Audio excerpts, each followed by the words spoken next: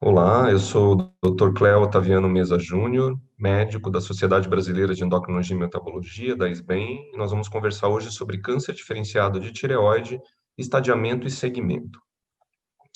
Os objetivos dessa apresentação são mostrar os três sistemas de classificação de risco no câncer diferenciado de tireoide e associar esses três sistemas de qual a forma que nós vamos utilizar ele para o segmento e para a primeira informação que nós vamos ter e a primeira conduta que a gente vai ter depois que o paciente foi submetido a uma cirurgia. Então, esses três sistemas são a classificação de mortalidade da JCC, que foi recentemente editada na 8ª edição. A gente costuma lembrar dessa classificação como TNM, e essa classificação foi feita para estimar mortalidade. A segunda classificação é a classificação de persistência e recorrência, que foi publicada na diretriz da Associação Americana de Tireoide em 2016. E a terceira classificação é a classificação de resposta terapêutica, que também foi publicada nessa mesma diretriz em 2016. Então, a ideia é mostrar, depois, fazer uma coligação disso com a abordagem inicial e o segmento. Então, começando pela primeira classificação, que é a JCC ou TNM, que foi modificada aí nesse artigo de 2017, com uma nova proposta. Eu vou mostrar para vocês o que mudou nessa proposta, tá? E como que ficou isso depois dessa mudança, tá? Então, o que muda nessa 8ª classificação da TNM a JCC? Então, acho que todo mundo lembra desse quadro aqui, que é um quadro até que eu sugiro que a gente tenha sempre como uma cola quando for atender o paciente, quando o paciente retorna com o laudo anatomopatológico da cirurgia, porque fica uma forma mais prática da gente poder estadiar e classificar o tumor daquele paciente, tá? Então, a gente vai ter na classificação TNM a JCC uma questão relacionada a tumor, tá? Essa questão vai do TX ao T4. A gente vai ter uma questão relacionada a linfonodo e vai ter uma questão relacionada a metástase, tá? O que mais mudou foi essa questão relacionada ao tumor. E aqui a gente precisa ficar muito focado no T3, tá? Porque se vocês forem lembrar, antigamente o T3, na edição anterior, na 7ª edição, ele poderia ser de duas formas, ou pelo tamanho, quando era um tumor maior que 4 centímetros, ou se tivesse uma invasão microscópica extratireoidiana. A invasão microscópica é aquela detectada apenas na histologia, que é só o patologista ver, o cirurgião não vê aquela invasão, é uma invasão que não é clinicamente aparente, ela só aparece realmente na microscopia. Tá? Então, essa invasão era considerada T3. E isso caiu na 8ª edição. Então, na 8ª edição, essa invasão não tem importância mais no diagnóstico do tumor. Tá? Então, você não vai classificar em T3 apenas porque esse tumor tem essa invasão. Na verdade, se ele tiver invasão microscópica, você vai classificar o tumor apenas pelo tamanho, tá? De acordo com o critério que já estava estabelecido nas outras classificações. Então, houve o que a gente chama de downstaging dessa questão da invasão microscópica. E, por outro lado, o que era considerado T4, porque tinha invasão daqueles músculos anteriores do pescoço, né, que eram os músculos que a gente chama de pré-tireoidianos, né, como, por exemplo, o músculo externo-ioídeo, um músculo externo tireoideu e um músculo homoioídeo, que são aqueles músculos anteriores do pescoço. Então, se você tiver uma invasão grosseira para esse grupo de músculo, isso não é mais considerado T4, isso é considerado T3B. Tá? Então, o T3 ficou subdividido em T3A, quando você tem um tumor acima de 4 centímetros, e T3B, quando você tem a invasão grosseira, não microscópica, dessa musculatura pré-tiroidiana, que em inglês eles chamam de strap muscles, tá? Externo-ioídeo, externo-tiroideu e homoioídeo, tá? E o T4 persiste, então, as outras invasões grosseiras, né? Então, o T4A, quando você tem invasão de tecido subcutâneo, de laringe, de traqueia, de esôfago, de nervo laringeu recorrente, né, independente do tamanho do tumor, e o T4B quando você tem invasão da artéria carótida e da fáscia, né, pré-vertebral, ou seja, uma invasão mais profunda. Tá? Então, isso é que mudou em relação ao T3. Em relação aos linfonodos, né? Então aqui a gente tem a figura pequenininha ali daquela figura que eu demonstrei, e eu estou ampliando aqui a parte dos gânglios, tá? Então, em relação aos linfonodos, mudou alguma coisa, né? Na prática, o que a gente muda aqui? O N0, né? Então, não sei se vocês lembram, mas a gente dizia N0 e ficava na dúvida se não tinha que pôr NX quando o paciente não tinha feito uma cirurgia mais extensa, com remoção dos linfonodos, com esvaziamento cervical, a gente sempre ficava na dúvida. Então, você tem agora a possibilidade de pôr o N0A, quando o paciente esvaziou e não veio nenhum linfonodo na peça cirúrgica, ou o N0B, quando o paciente não esvaziou, mas a gente não viu nenhuma evidência clínica, nem radiológica, e nem mesmo o cirurgião no tempo cirúrgico identificou nenhum gânglio suspeito, tá? Então, a gente vai pôr isso como N0 e vai determinar aí como N0A e N0B. E o N1, né, aí fica a mesma coisa. O N1A, aquele paciente que tem invasão do compartimento central do pescoço, né? Então, nível 6, que é esse compartimento central onde está localizada a tireoide, ou nível 7, que está ali abaixo, entrando um pouquinho no mediastino superior, né? E o N1B, quando você tem a invasão dos compartimentos laterais, aqui o compartimento 2, o 3 e o 4 e o 5, ou mesmo o 1 que está aqui mais alto, tá bom? Então, não houve aqui muita mudanças nos linfonodos. Em relação às metástases, não houve M0 sem metástase, M1 com doença metastática definida e conhecida, tá?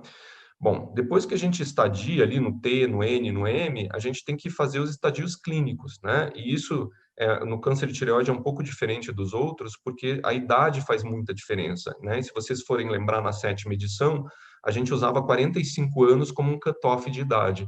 E isso também mudou na 8ª edição. Então, agora a gente vai usar 55 anos como cutoff de idade. Então, quando está abaixo de 55 anos, a gente só tem 2 estadios clínicos, o estadio 1 e o estadio 2. E o que define se é 1 ou 2 é a presença ou não de metástase à distância. Então, sem doença metastática, independente do T, do N, você vai classificar como estadio 1. Com doença metastática, você vai classificar como estadio 2.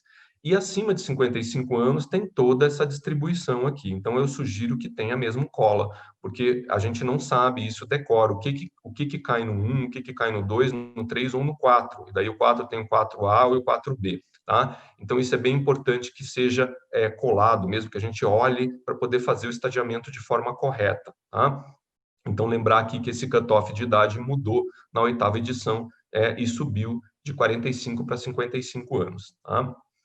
Bom, a classificação TNM ela é importante para estimar mortalidade, tá? Então é por isso que abaixo de 55 anos você tem só 2 estadios clínicos e não tem os 4, porque o tumor nessa faixa etária ele até pode ser agressivo, mas a mortalidade não é alta, né? Então a classificação TNM toma esse cuidado para que a gente consiga estimar bem.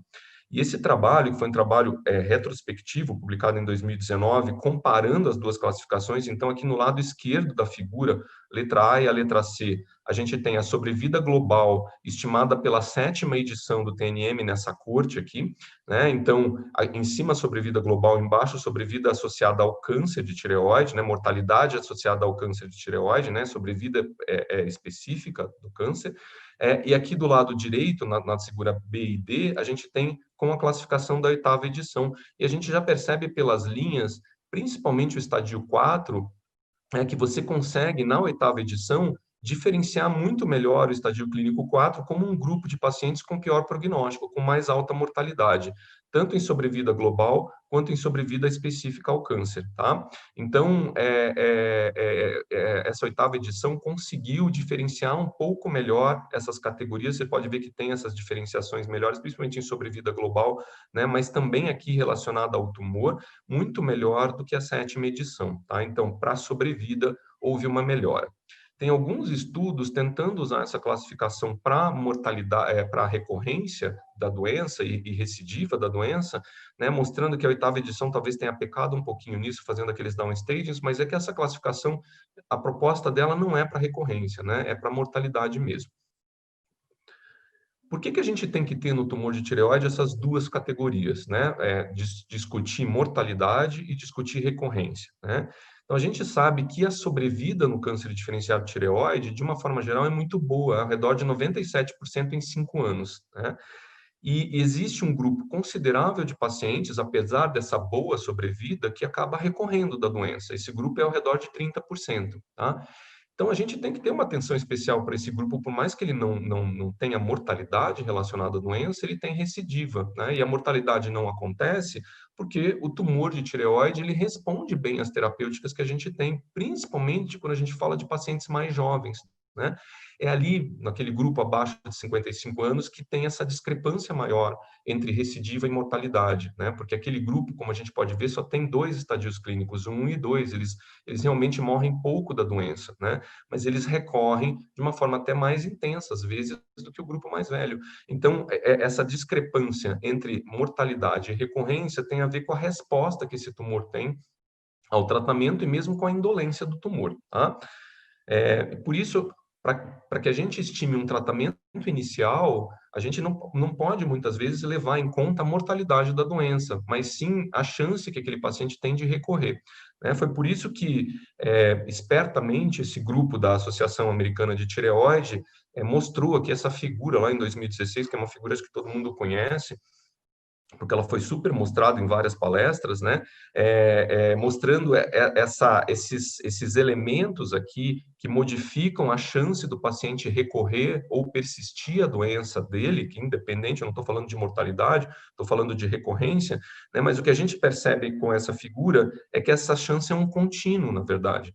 E a ATA tentou colocar isso em box, né? Em grupos, o grupo de baixo risco, o grupo de risco intermediário e o grupo de alto risco. Mas é importante a gente lembrar que isso, na verdade, é um contínuo. Se a gente pegar o paciente aqui com um microcarcinoma papilífero unifocal, que o risco dele recorrer é em torno de 2%, né, esse risco aumenta se for um multifocal, um microcarcinoma multifocal, mas ainda considerado muito baixo, né? Vocês vejam que se tiver um tumor restrito à tireoide, mesmo que seja um tumor maior, até 4 centímetros, a chance dele recorrer também é muito baixa. Se você tiver gânglio, mas que esses gânglios sejam pequenos, menores do que 0,2 centímetros, microscópicos, ou mesmo gânglios maiores, mas até no máximo 5, ainda o risco de recorrer é muito baixo.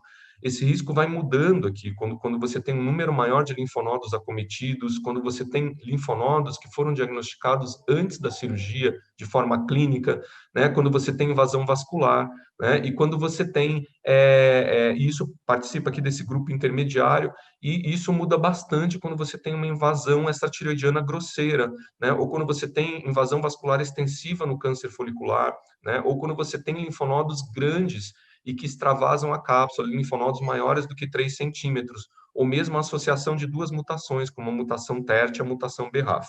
Tá? Então, mostrando aqui que sim, tem características clínicas, patológicas e mesmo de biologia molecular que acabam modificando essa chance do paciente recorrer.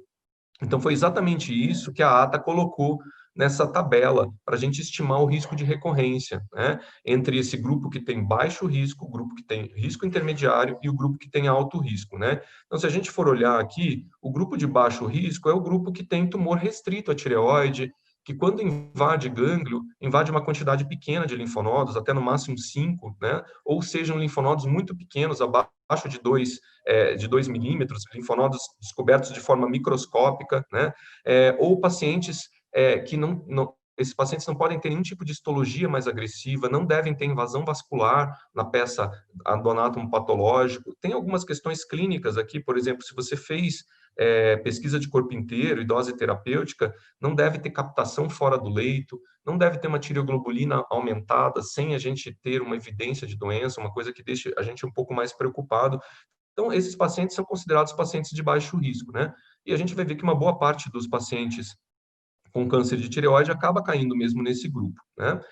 Em contrapartida, a gente tem esse grupo em vermelho aqui, que é o grupo de alto risco, que são aqueles tumores agressivos, tumores que invadem grosseiramente as estruturas do pescoço, né? Tumores que já têm no diagnóstico inicial metástase à distância, ou no caso do carcinoma folicular, é aquele carcinoma angioinvasor que tem muitos vasos invadidos na peça cirúrgica, né? Ou pacientes que têm doença linfonodal, mas que esses linfonodos são muito grandes, são maiores que 3 centímetros, né? E isso são características que definem ele como tendo um alto risco de recorrer. e a gente tem o que está no meio do caminho, o que é o grupo intermediário, né? Então, você não consegue classificar o paciente como baixo risco e nem mesmo como alto risco, né? É aquele paciente que tem uma invasão vascular, que tem um tumor aqui ainda definido nessa classificação, que invade estruturas extratireoidianas, mas de forma microscópica, né? São tumores que invadem gânglios, mas esses gânglios não são grandes, né? E tem mais do que 5 linfonodos invadidos, né? E até alguns dados referentes aqui à mutação BRAF, que foram incluídas nesse grupo aqui de risco intermediário. De uma forma geral, assim, o que a gente discute disso? Claro que essa publicação é de 2016 e muita coisa mudou de 2016 para 2020. Não tem uma classificação nova de risco de recorrência da ATA, né? Mas talvez essa invasão microscópica que foi feito o downstaging lá na classificação TNM da JCC na 8ª edição, como ela tem uma baixa probabilidade de mortalidade, também tem alguns estudos mostrando que essa evidência ela não é muito importante em relação ao risco de recorrência. Então, talvez a gente comece a ter um downstaging também dessa invasão extratireoidiana microscópica. E a outra coisa é a invasão extratireoidiana macroscópica para os músculos do strap muscles, né? Os músculos pré-tireoidianos. Será que isso também não vai ter um downstaging do alto risco para o risco intermediário?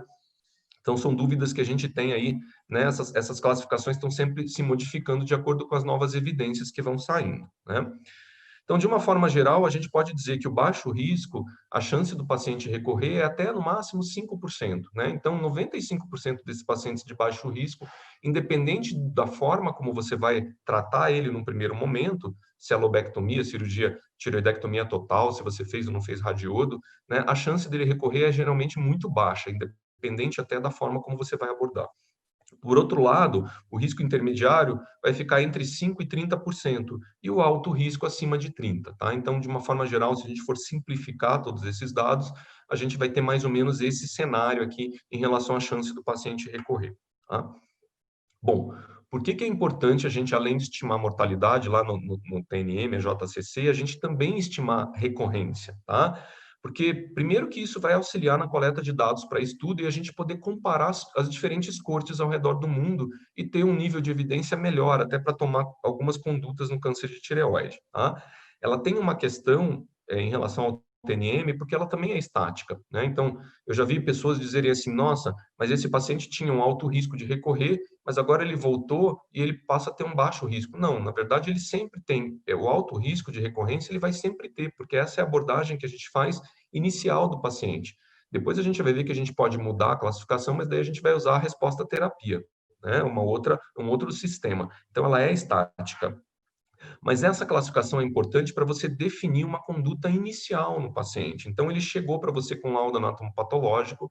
Se ele fez uma lobectomia, você vai estadiar o paciente. Se ele era um paciente de baixo risco, ou até mesmo se era um intermediário que não tinha indícios assim de uma coisa mais grave, você pode optar por não complementar a cirurgia, por manter ele só com a lobectomia.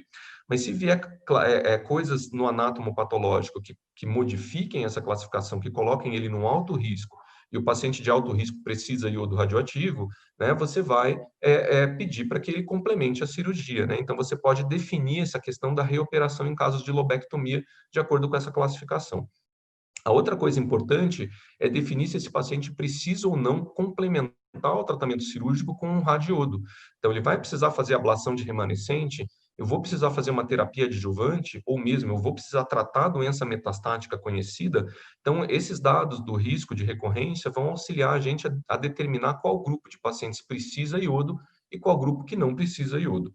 E a outra questão é se a gente precisa ou não suprimir o TSH naquele momento inicial que você está avaliando o paciente, até pelo menos que você tenha uma definição melhor se ele está ou não está livre de doença. Então, a supressão do TSH também vai vir de acordo com a classificação de risco de recorrência. Então, ela é extremamente importante para essa abordagem inicial, tá? Então, em relação ao iodo radioativo, né? Então, como que a gente faz, né, essa determinação, né? Quando que a gente diz que o paciente precisa fazer a radioablação, quando que a gente diz que ele não precisa e quando que a gente fica um pouco na dúvida, tá? Então, se a gente tiver um paciente de baixo risco, a maioria dos estudos mostra que não tem muita vantagem em você complementar o tratamento cirúrgico com radiodo, né? Até porque a chance desse paciente recorrer é tão baixa que qualquer coisa que você faça não vai modificar muito esse cenário, ela vai continuar sendo baixa. E também é muito fácil de você identificar depois, na sequência, o paciente que vai recorrer, esses 5% que vão recorrer. Então, não compensa você dar iodo para todo o grupo, lembrando que você talvez beneficie só 5% desse grupo inteiro. Então, não tem muita vantagem aqui da gente fazer radiodo, né? Isso é bem claro e bem definido na literatura. Por outro lado, se você tem um paciente com alto risco de ter recorrência, também tem um certo consenso na literatura de que esse grupo precisa radiodo, né? Que você precisa melhorar isso, diminuir a chance dele recorrer, né? E a maior parte dos estudos mostra que se você fizer radiodo, e aqui geralmente em dose alta, né, atividades acima de 100 miliquirris, você vai reduzir a chance desse paciente recorrer. Claro, ele já invadiu extratiroidianamente de forma macroscópica o pescoço, ou tem metástase à distância que você muitas vezes precisa tratar com radiodo, né? Então fica mais fácil da gente tomar essa decisão. E aí a gente tem esse grupo intermediário, que eu acho que é o grande problema quando a gente define os grupos e o risco de recorrência, é determinar o que fazer com esse grupo intermediário, né? Nós vamos observar esse grupo e não fazer radiodo, a gente vai fazer radiodo de cara, a gente vai usar uma dose mais baixa de radiodo, em torno de 30, ou a gente vai usar atividades mais altas, em torno de 100. Então é esse grupo aqui que merece uma atenção maior, eu acho, e um refinamento maior em relação à estratificação, tá? Então é isso que eu vou tentar mostrar para vocês aqui, o que que a gente faz, o que que eu acho que a gente pode fazer em relação ao grupo intermediário. Bom, para a gente entender isso, eu acho que é importante entender por que a gente está pedindo o radiodo, né? Então, muitas vezes a gente pede sem pensar, né? Ah, não, tem câncer de tireoide, vou solicitar. Na verdade, a gente tem que estar pensando qual o motivo, né? Então, eu vou estar solicitando o radiodo porque eu quero fazer uma ablação de remanescente. A ablação de remanescente é quando a gente quer destruir o que sobrou da cirurgia de tecido normal, tá?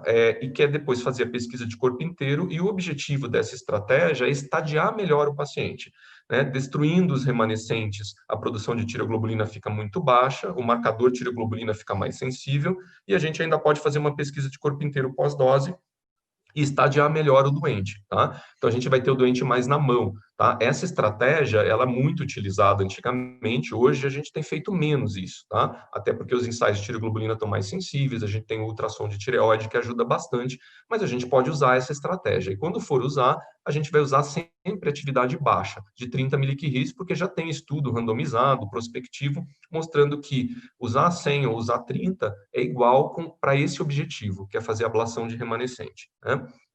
Por outro lado, a gente pode indicar o iodo porque a gente está querendo fazer tratamento adjuvante.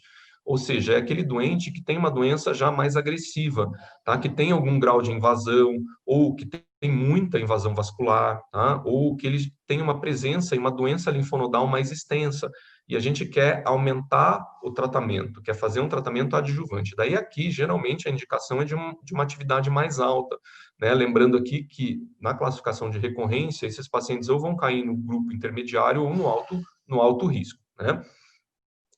E a gente pode estar fazendo o radiodo porque a gente está tratando doença metastática. Então, a gente já sabe que o paciente tem meta pulmonar, meta óssea, ou meta, sei lá, em algum outro órgão, né? E a gente está querendo usar o radiodo com o objetivo de tratar a doença metastática. Aí aqui é uma outra história. Aqui a gente vai usar a dose que pode ser calculada por dosimetria, dose fixa, pode fazer um esquema de doses múltiplas de 6 em 6 meses, pode fazer e sempre testando se essa metástase vai ou não vai responder, mas as atividades aqui são sempre mais altas, tá? Então elas em geral partem de 100. Dificilmente você vai propor uma atividade menor que 100. Então é de 100 para cima. Então são atividades mais altas. Então esse grupo aqui já é um grupo já sabido, né, que precisa radiodo, desde que a metástase responda ao radiodo, logicamente, você vai tratar essa metástase com radiodo, tá? Então, acaba que a discussão que a gente vai ter no risco intermediário, ela vai girar naqueles dois primeiros itens, na ablação de remanescente e no tratamento adjuvante, tá? Então, quero mostrar o que tem depois da diretriz aqui de 2016 da ATA, de novidade aqui, que daria para, vamos dizer, dar um norte para a gente seguir em relação a como que a gente faz isso na prática nesse grupo de pacientes. Então, esse estudo de 2018 é um estudo que comparou as atividades de alta atividade, 30 miliquirris, com baixa atividade de 30 com a alta de 100, e comparou que no risco intermediário e no alto risco, que não tinham metástase, né, o que foi melhor para o paciente, né? E o que eles conseguiram descobrir aqui, na verdade, né? Eles viram que tanto a alta quanto a baixa teve o mesmo tipo de eficiência em relação a risco de recorrência, em relação até à eficiência de ablação, né, desses pacientes. E isso foi independente em relação à presença da mutação BRAF V600E ou mesmo de metástases para linfonodo ou mesmo de níveis de tiroglobulina que eles consideraram desfavoráveis, tá? É claro que esse estudo é retrospectivo, então a gente sempre pode dizer, puxa, mas eu acho que você indica 100 quando o paciente é mais grave, e você indica 30 quando ele é menos grave. Isso pode ter um bias de seleção aí, né? O grupo de 30 pode ser menos grave que o grupo de 100. Mas, na verdade, eles tentaram corrigir isso com esse score, tá? Que é o Propensity Score Matching, que é uma forma que você tem de deixar os dois grupos semelhantes em relação a essas variáveis, pelo menos essas variáveis conhecidas. Então, é claro que a gente não pode ter certeza disso, porque o estudo não é prospectivo, ele é retrospectivo, mas já é uma evidência de que talvez indicar 30 para esse grupo que tem um risco intermediário e que não tenham nada assim muito grave no anátomo patológico, na história do paciente, pode ser uma boa ideia quando você está querendo indicar iodo no grupo intermediário. Um outro estudo que eu acho interessante é esse um pouquinho mais antigo, de 2016, do grupo de PISA, né, que avaliou 505 pacientes de risco intermediário e baixo. Esses pacientes foram submetidos à tireoidectomia total e radiodo. Só que eles fizeram a dosagem da tireoglobulina e o ultrassom cervical antes do radiodo, 3 meses depois da cirurgia, e conseguiram identificar 3 grupos. Um primeiro grupo que já tinha tireoglobulina muito baixa, tá? Essa tireoglobulina já era indetectável antes do radiodo, ela era menor que 0,1, tá? Esse grupo, que era 30% dos pacientes, então veja, 30% dos pacientes que foram submetidos à tireoidectomia total nesse grupo tinham já tireoglobulina indetectável antes do radiodo. Então, esse grupo recorreu muito pouco. Na verdade, eles tiveram apenas um paciente que tinha uma meta, e essa meta era para linfonodo, que foi identificada por ultrassom. Né? Ou seja, aqui nesse grupo, até eles discutem depois, é um grupo que provavelmente o radiodo aqui ele vai ajudar muito pouco. Né? Por outro lado, tinha um grupo intermediário que tinha de 0,1 a 1 nanograma por ml de tiroglobulina antes do iodo. Lembrando que essa tiroglobulina ela é em uso de levotiroxina, ela não é uma tiroglobulina estimulada. Tá? Então, essa TG entre 0,1 e 1, um pouco a mais de 50% dos pacientes caiu nesse segundo grupo, e aqui eles identificaram metástase num nível muito baixo também. Né? Então, você veja que a chance desse grupo recorrer foi de 5,2%, muito pequena também. Mas esse diagnóstico foi feito tanto por ultrassom quanto pela pesquisa de corpo inteiro. E eles acharam que metade desses pacientes, né, não fazer o radiodo poderia atrasar um pouquinho o diagnóstico. Se isso faz ou não, interfere ou não na sobrevida, né, do paciente, a gente não sabe. E um terceiro grupo que tinha TG maior que 1, que era 13% do grupo, e aí aqui a recorrência foi maior, em torno de 16,2%, mas todas as metástases foram detectadas por ultrassom, tá? Então, a conclusão aqui desse estudo é que, assim, esse grupo de baixo risco e risco intermediário, ele recorre de uma forma muito baixa, mas você consegue estratificar melhor esse grupo antes do radiodo com a dosagem da tireoglobulina e principalmente com o ultrassom. Até porque a maior parte das recorrências aqui é de meta para linfonodo. E a recorrência de metástase para linfonodo, muitas vezes a gente trata com uma reabordagem cirúrgica e não com radiodo. Então, mostrando aqui que talvez nesse grupo baixo, quando você quer fazer iodo, né? Porque geralmente a gente não faz. Ou no intermediário, né? Você pode esperar um pouco antes de fazer o radiodo e tentar estratificar melhor esse paciente antes de fazer, de propor um radiodo imediatamente depois da cirurgia. Então, a diretriz italiana, que foi publicada depois da de 2018, né, depois da de 2016 da ATA, ela sugere exatamente isso, né? Então, veja só, né, se a gente for olhar aqui nessa primeira recomendação aqui, ó, mesmo que você não decida fazer radiodo inicialmente, então você está com baixo risco e um risco intermediário, você não quer fazer radiodo, você pode esperar e fazer o radiodo depois, a qualquer momento, né? Tem vários estudos mostrando que atrasar a indicação do radiodo não muda prognóstico nesses pacientes, tá? A outra coisa importante aqui é que você pode usar a tiroglobulina, seja ela sob uso de levotiroxina ou mesmo estimulada, para poder saber qual grupo que você pode indicar radiodo e qual que é aquele que realmente não precisa, tá? Então, se ele tem uma tireoglobulina indetectável depois da cirurgia, você não precisa fazer radiodo para esse paciente. E se tiver uma tireoglobulina estimulada menor que 5, você também não precisa. E o grupo que está fora desse critério, você pode até discutir se vai ou não vai fazer o radiodo. Mas assim você refina um pouquinho mais, né, essa indicação, tá? E aqui, nessa outra recomendação, eles sugerem que se a gente for fazer iodo para paciente com baixo risco ou risco intermediário, que a gente deve usar uma atividade mais baixa, 30 ou 50, né, e deixar atividades mais altas para pacientes de alto risco, tá bom?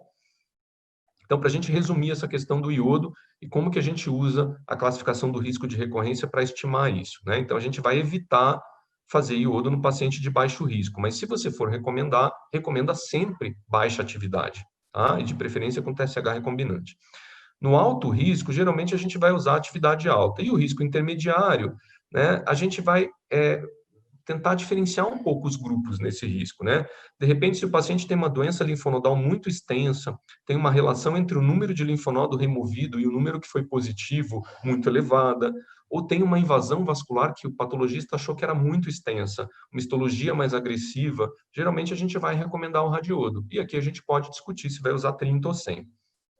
Mas nos demais pacientes que não têm esses critérios de mais alto risco, né, eu acho que vale a pena aguardar. Aguarda 3 meses, reestratifica o paciente com a tireoglobulina, com ultrassom, pode ser uma boa estratégia, evitando o iodo naqueles pacientes que têm tireoglobulina indetectável, de repente recomendando baixa atividade para aqueles que têm baixos níveis de tireoglobulina e atividades mais altas para aquele que tem tireoglobulina mais elevada.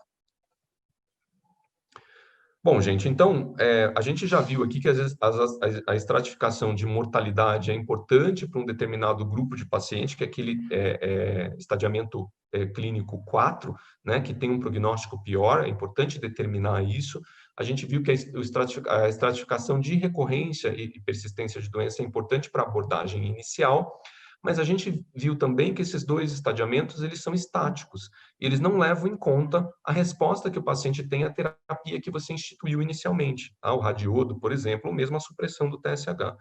E o câncer de tireoide, em geral, responde bem aos tratamentos disponíveis.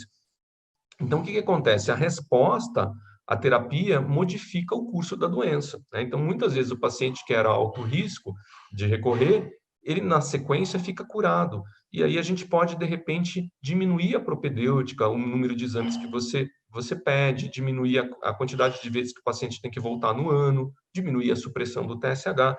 Então, a gente vai ter que usar uma outra coisa para tentar estimar quando que a gente pode fazer isso. Então, é necessário reestratificar o paciente a cada visita. De uma forma geral, intuitivamente, a gente já fazia isso há muitos anos, a gente sempre fez isso, né? Mas o que aconteceu é que nessa publicação de 2015, 2016 da ATA aqui, né, eles fizeram uma coisa mais organizada de como que a gente vai usar as armas que a gente tem, a dosagem da tiroglobulina, a dosagem do anticorpo antiroglobulina, o ultrassom, a pesquisa de corpo inteiro, né, como que a gente vai usar isso para tentar determinar e colocar o paciente nesses grupos aqui, ó, de resposta excelente, de resposta bioquímica incompleta, de resposta estrutural incompleta ou mesmo de resposta indeterminada.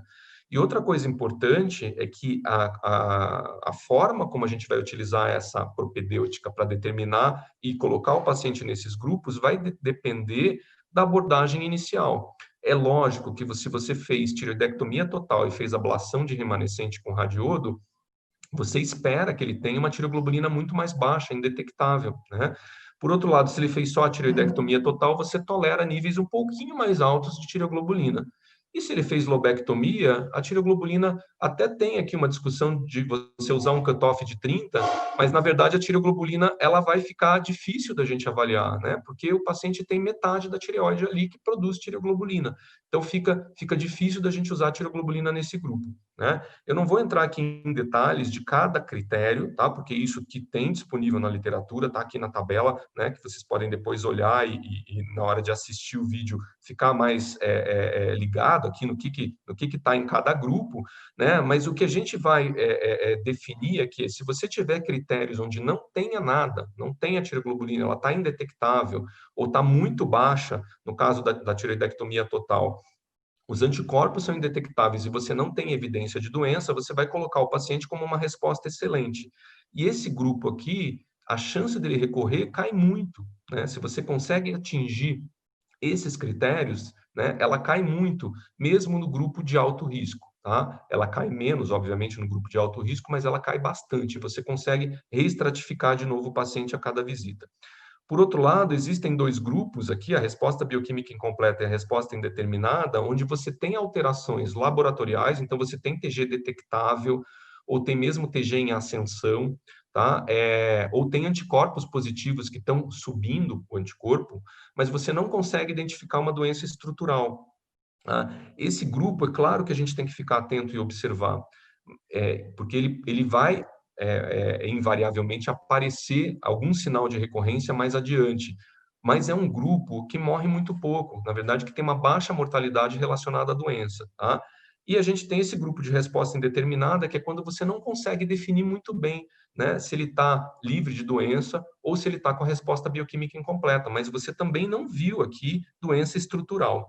E você tem um quarto grupo onde você identificou a doença, ou é metástase para gânglio, ou é metástase à distância. Essa doença foi identificada por imagem, ou essa doença foi identificada porque captou na pesquisa de corpo inteiro, captou iodo, né?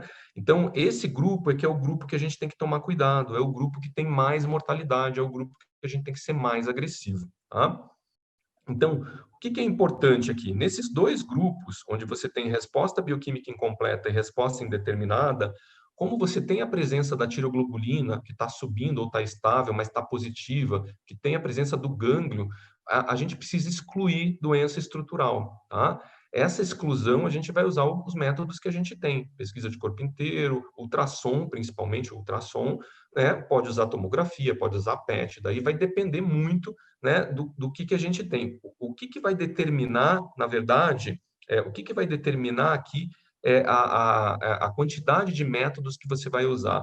A gente vai usar muito a resposta, a classificação inicial de recorrência. Então, se você tem uma resposta bioquímica incompleta, mas o paciente tinha um baixo risco de recorrer, né, você talvez use menos métodos para poder determinar a doença estrutural. E se a tiroglobulina é mais baixa ou está estável, isso também faz diferença. Por outro lado, se ele era um paciente de alto risco, tem uma TG mais alta, você vai buscar de forma mais ávida essa doença estrutural. Então, é isso que vai determinar a forma como você vai fazer essa busca. Tá? E a outra coisa que eu queria falar dessa tabela é em relação à lobectomia. A gente está indicando mais a lobectomia. Na verdade, essa diretriz de 2015 e 2016 sugere até que a gente possa indicar lobectomia para tumores até 4 centímetros restritos à tireoide, né? Então, acaba que é uma gama grande de pacientes que pode ser tratado de câncer de tireoide com a remoção parcial da tireoide. Então, esse grupo, ele é bom, porque a gente lesa menos o paciente com a lobectomia. Por outro lado, a gente tem uma dificuldade de segmento, porque a tiroglobulina realmente, por mais que aqui a gente tenha esse nível de 30 como um critério para resposta excelente ou resposta bioquímica incompleta, é muito difícil de a gente valorizar a tiroglobulina, porque depende do tamanho do outro lobo, depende do nível de TSH. Se o TSH está mais alto, geralmente a tiroglobulina sobe, se ele está mais baixo, ela desce, né? Então a gente fica com muita dificuldade de monitorizar essa tiroglobulina, exceto se ela estiver francamente em ascensão ou se ela estiver muito elevada, aí a gente vai suspeitar de uma coisa mais grave. Então, como que a gente segue esse grupo? A gente segue com ultrassom, com ultrassonografia, né? A gente tem que lembrar que se você fez lobectomia e não complementou a cirurgia depois, é porque esse paciente era de baixo risco, é um paciente que já tinha uma chance baixa de recorrer. Então, a chance é inferior a 5%. Você tem que acreditar nisso, que 95% desse grupo vai muito bem, tá? Então, para a gente identificar esses 5%, a gente viu ali naqueles estudos retrospectivos que muito provavelmente essa metástase vem para gânglio. Então, a gente tem que olhar bastante o ultrassom desse paciente, tá? Então, é aqui que a gente vai se basear, né, para poder fazer o segmento do paciente com lobectomia na ecografia. Então, para finalizar, pacientes que tenham resposta excelente naquele estratificação de resposta à terapia, eles devem acompanhar com menor frequência. A gente tem que diminuir a supressão do TSH e a propedêutica, ou seja, tirar o pé do acelerador nesse grupo.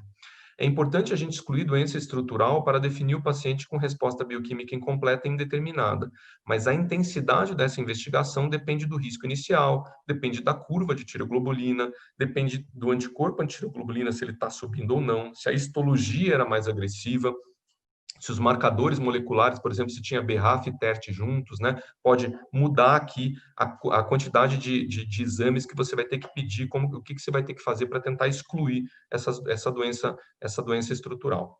E eu acho que o mais importante dessa classificação de resposta à terapia é que ela põe o foco aonde é necessário, que é nesse grupo de pacientes que tem doença estrutural documentada, né? E a gente começa a agir um pouquinho mais como oncologista, né? Que é tratar a doença que você vê, doença que você identifica, evitar tratar alteração de tireoglobulina, alteração de anticorpo, que era o que a gente fazia muito frequentemente, tratar o marcador que estava alterado, né? E na verdade esses marcadores, eles vão te direcionar se você precisa investigar mais ou menos o paciente para tentar localizar a doença, mas tratar e investir e ser agressivo naquele paciente onde você identifica a doença estrutural, e não naquele paciente que tem apenas alteração bioquímica, né? Então, acho que essa classificação avançou muito nesse quesito. Esse é meu último slide, eu queria agradecer a atenção de todos, muito obrigado, eu estou à disposição nesse e-mail para responder a qualquer dúvida. Muito obrigado.